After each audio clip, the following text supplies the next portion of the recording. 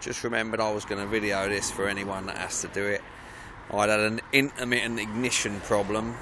I would turn the ignition on, get nothing at all. Always seemed to be after it being wet. I'd checked all kinds of things, bikes currently dismantled, so you miss most of that. It looked like it might rain, so my jacket's hiding the back end. Battery's disconnected. I could poke down inside here when the problem used to happen, where the ignition connection is, and that would generally get it on, so we could tell that that was a loose connection. Still a nightmare if it gets you and you're out and about. Getting to that is what we're going to look at, because it's already too late. I've already dismantled, so some of it I'll have to just tell you what occurred. So initially you might have a naked version, getting the fairings off straightforward enough, but then you got to drop the rad.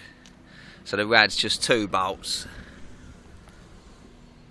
one up inside there, 10mm, easy enough to get off. The other one connects there, easier access. Put a piece of string or something on the rad so just so it don't move around too much, and obviously something to protect it resting on. I've got an extender on my mudguard that's resting on at the minute. The mudguard ends about there, so be careful of that. Right, then there was a plastic plate, and it was an absolute nightmare to get off.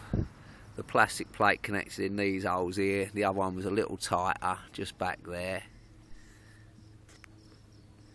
Getting them out was an absolute nightmare. If I show you something similar, which is... let's see if this will show up here. This little connector here, you'll see something similar to that with a screw hole in the top. Let's get the camera so that it's not being blinded. Right, the screw hole, bloody thing, the screw hole just turns. So obviously what you got to do, I had to force it down a little bit with a screwdriver, then push the outer back up and hopefully get enough to get your nail under. That sounds easy, but I'll tell you, it was a nightmare. And then what you'll reveal is these 3 connectors, 1, the green one 2, the yellow one 3, and they're mounted on this bracket that's just sitting about there. Let's get the camera to focus in on that. Right, these ones just pop out, simple enough, pop out the back of the piece of metal, and they're simple enough. The green one, which is the one we're after, is the ignition one. Very hard to get the light in a way that it works under here. This is my phone at the end of the day. See him in the back of there? God knows what actually keeps that in. So in the end I disconnected it because it looked like that there was 3 connectors. See this here? It looked like there was 3 things holding that pin in. It turned out it was one tiny little one. This little guy here. So it was actually quite easy to pop him out. And once I did pop him out, I found that actually this isn't just a loose connection but a burnt out connection.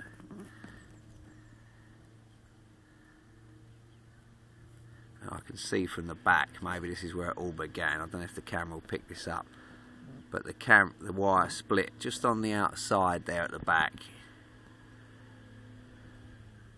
Just here, there's a split in the cable, and that would obviously let the water in, and combined together I expect they've started shorting out. Initially I'm either going to buy a new ignition, but initially I'm just going to put it in with silicone grease behind it to waterproof it. Connection still works, but the main difficulty was getting off the plastic cover. Was an absolute pig. Let me quickly run and get that plastic cover just to show you that. You can come with me. There's my car there.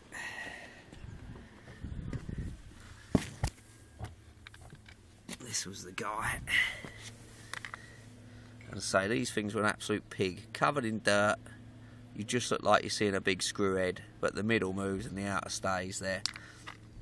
So that was obviously up the front. I'm just looking in the camera while telling you here, protecting from spray of water and stuff.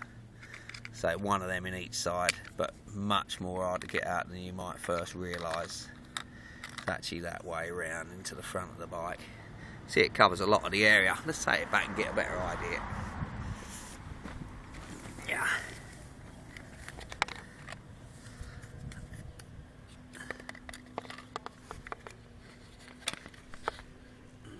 all of a sudden we got a nice bit of sun now, so it's quite hard to get the camera to see it. There you go. So say up in the darkness of there, and I tell you, it was dark when I was doing it. I was using my phone as a light. Obviously a good torch wouldn't go amiss. So yeah, that's about all I can tell you for the minute. If you're getting it, no intermittent, like no power, not as in no engine power, but you physically can't get the bike to switch on, nothing works. All the power around the bike seems to be flowing fine, but you'll just get nothing from the ignition. The black one, just out of interest, goes to the fuel pump if you're ever messing with that as well. And they both go out through the ignition section up there. You can wiggle through there. The giveaway that it was a loose connection was if I turned the steering wheel lock to lock, often it would come on. This piece of string was my temporary fix, just in case it got me again. That goes out underneath the tank, and I could pull the piece of string. So this only lasted for a couple of times. It got me good, and then I got stuck into it. I hope that helps someone else if they have the same problem.